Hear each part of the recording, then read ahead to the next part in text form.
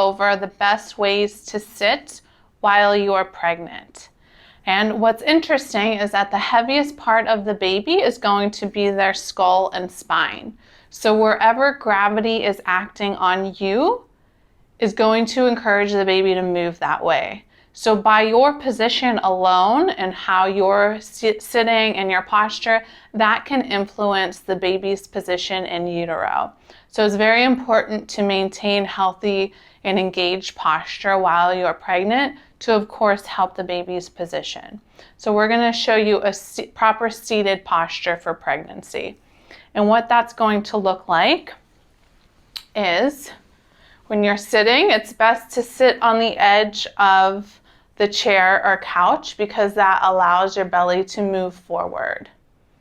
When the belly is forward, so imagine I've got a nice little pregnant belly here, you're going to want the belly to fall in between your thighs. So that requires you to open up your knees a little bit wider than your hips so the baby can fall into that open position there.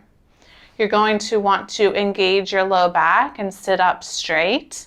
If we're seated like this, remember the heaviest part of the baby is their skull and spine. So if you're sitting all the time like this with that curve here, slouched, the baby is going to move towards your spine, and that's a posterior position. So if you're sitting upright like this, allowing baby to come in between the thighs, that allows the heaviest part of the baby, the skull and the spine, to move forward. So the spine's forward and they can assume that optimal position for themselves and for your comfort level as well. So lastly, you're going to want your joints at 90 degrees. That usually requires you to sit on the edge of the chair. Knees are going to be wider than your hips and the belly is going to fall forward. A great way to assume this position is on a yoga ball. That's usually what I recommend a lot of mamas to use while they're sitting, working, or sitting and watching TV and whatnot.